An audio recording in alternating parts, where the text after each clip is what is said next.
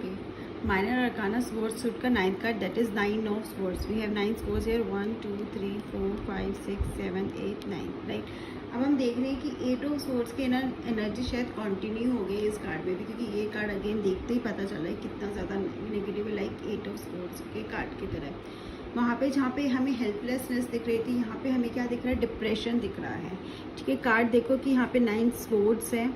ये पर्सन है जैसे जो वो एकदम से उठकर बैठा है और उसने अपना फेस जो है वो अपने चेहरे में छुपाया हुआ है। जैसे होता है ना, हमें कोई बुरा सपना आ गया हो, नाइटमेयर हो, या फिर ऐसा भी हो सकता है कि कुछ ऐसा हो गया हो, पास्ट की कोई बात याद आ गई है, कुछ सोच के वो पर्सन जैसे रो रहा है, परेशान है, एंग्शियस है। ठीक है, अगर हम ये बेड भी देखते हैं तो उसमें क्या है, उसमें जो सीन बना हुआ है ना, वो भी क्या दिखा रहा है, जो इनग्रेव्ड है वो ये दिखा रहा है कि पर्सन डिफीट हो गया है वॉर में। तो कहीं ना कहीं नेगेटिविटी बहुत है। बट अगर हम ये इसकी कवर देखते हैं तो ये कहीं ना कहीं हमें पॉजिटिविटी शो करते हैं, क्योंकि इसमें क्या फ्लावर्स बने। तो क्या हमें hope is still there in this card also. ठीक है, होप तो है, बट अब ये देखना है कि कार्ड क्या है, कह रहा है। कार्ड बेसिकली शो कर रहा है कि कुछ ऐसा सिचुएशन हुई है जिसके लिए मे बी आप खुद को ब्लेम कर रहे हो, या कुछ ऐसा ज़रूर है जिसको आप भूल नहीं पा रहे, पास्ट में हुआ है या प्रेजेंट में कोई ना कोई आपका चल रहा है। आप ऐसी सिचुएशन से डील कर रहे हो जिसकी वजह से आप बहुत ज़्यादा परेशान हो, और उसके बारे में सोच के आप रात को सो भी नहीं पा रहे हो। तो कहीं ना कहीं ये बहुत ज़्यादा नेगेटिविटी कार्ड है, बहुत ही। ये कार्ड आ रहा है तो मतलब नेगेटिविटी तो है, पर्सन की सिचुएशन तो सही नहीं है, और मेंटली इसको बहुत ज़्यादा इश्यूज हो सकते हैं। मतलब depression, you can say the person is in depression. ठीक है, वो स्ट्रेट सोच ही नहीं पा रहा और कहीं ना कहीं हर चीज़ के लिए खुद को ब्लेम कर रहा है, या उसमें वो अंडर कॉन्फिडेंस शो करता है, एंग्जाइटी को शो करता है, अपने आप के लिए नेगेटिव थॉट्स को शो करता है। कहीं पर भी शायद वो कुछ अच्छे से परफॉर्म भी नहीं कर पा रहा, और उस ना परफॉर्म करने की वजह से और ज़्यादा नेगेटिविटी वो अट्रैक्ट कर रहा है।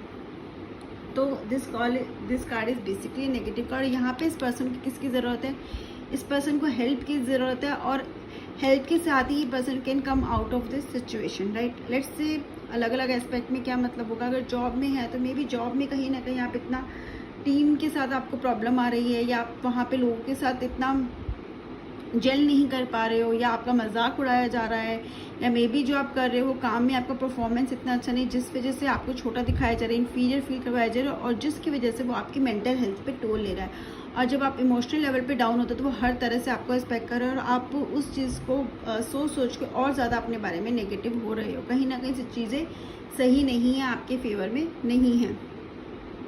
When it comes to money also, तो आपको समझ ही नहीं आ रहा है कि आप ऐसा, may be you have face some losses. ठीक है, फिनेंस में, बिजनेस में आपने लॉस फेस किया है, और अब आपको सिचुएशन समझ नहीं आ रही कि आप ऐसा क्या करो जो चीज़ें ठीक हो जाएं। बट यहाँ पर भी क्या है, होप तो है ना।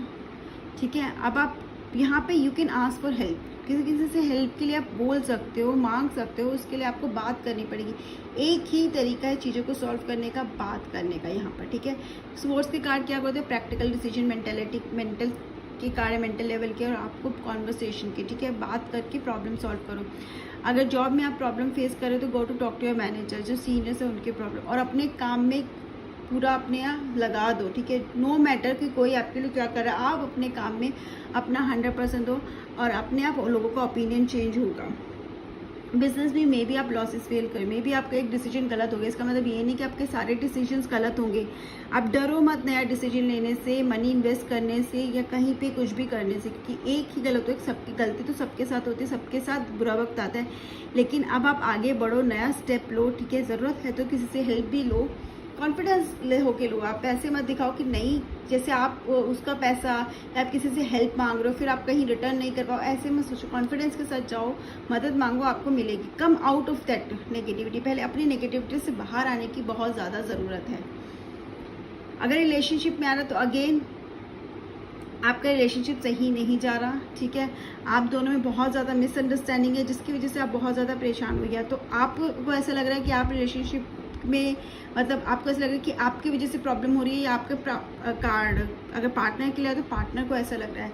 बात करके अगेन प्रॉब्लम सॉल्व करो, ठीक है। अगर सॉल्व हो सकती हैं चीज़ें तो बात करके सॉल्व करो, नहीं हो सकती तो अपने आप को परेशान करने की ज़रूरत नहीं है, रिलेशनशिप्स को ख़त्म कर दो। बट ज़रूरत नहीं होगी रिलेशनशिप को ख़त्म करने की, बात करके प्रॉब्लम सॉल्व हो सकती है, बिल्कुल हो सकती है। और कई बार है ना आप सोचते बहुत है, ये ओवर थिंकिंग का भी कार्ड है, ठीक है। ये दिखा रहा है कि बहुत ज़्यादा सोचते, किसी भी सिचुएशन में आप ये काम तो कर रहे हो बट आपको हमेशा ये डर लग रहा था कि लोग आपके बारे में क्या सोचेंगे। आपके दिमाग में हमेशा कुछ भी करने से पहले ये चीज़ आती है, तो आपको वो नहीं सोचना है। लोगों को सोचने दो ना, वो जो सोच रहे हैं ये तो उनका काम है ना।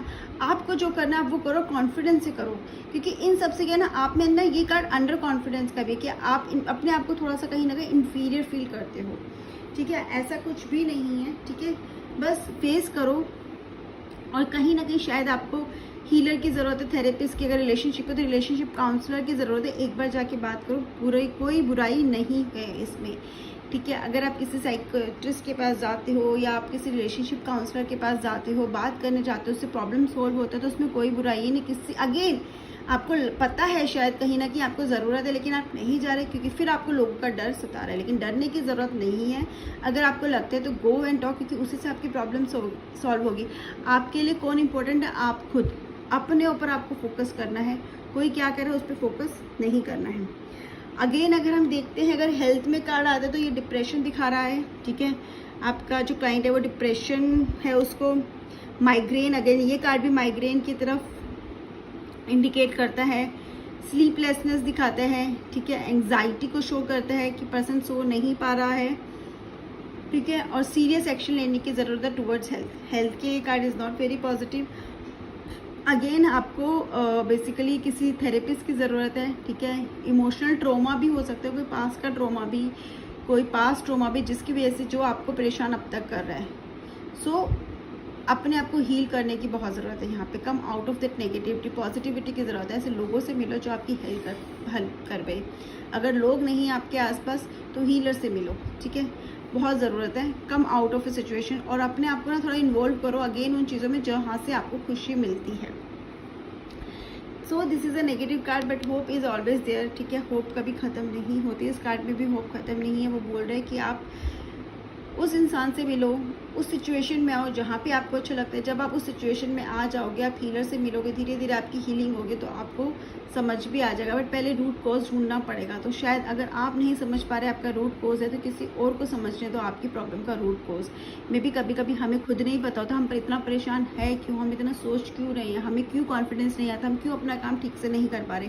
तो let we give this job to others. किसी और से हम बात करते हैं, शायद वो हमारी प्रॉब्लम हमसे अच्छी तरह से समझ ले। हमें तो सिर्फ प्रॉब्लम को सॉल्व करने से मतलब है, राइट। सो येस नो में ये कार्ड नो ही रहेगा, ठीक है। It's negative card. एडवाइस में आपको बस यही बोलना है कार्ड को कि ओवर थिंक नहीं करना, आपको सिर्फ वही करना है जो आपको अच्छा लगता है। ज़रूरत पड़ती है तो आपको किसी साइकेट्रिस्ट से भी मिलना चाहिए। अगर साइकेट्रिस्ट से नहीं, किसी हीलर से मिलो ताकि आप अपने बारे में और अच्छा फील कर सको, right. So this is all about the card. Still if you have a question you can ask me. Bye bye and have a great day.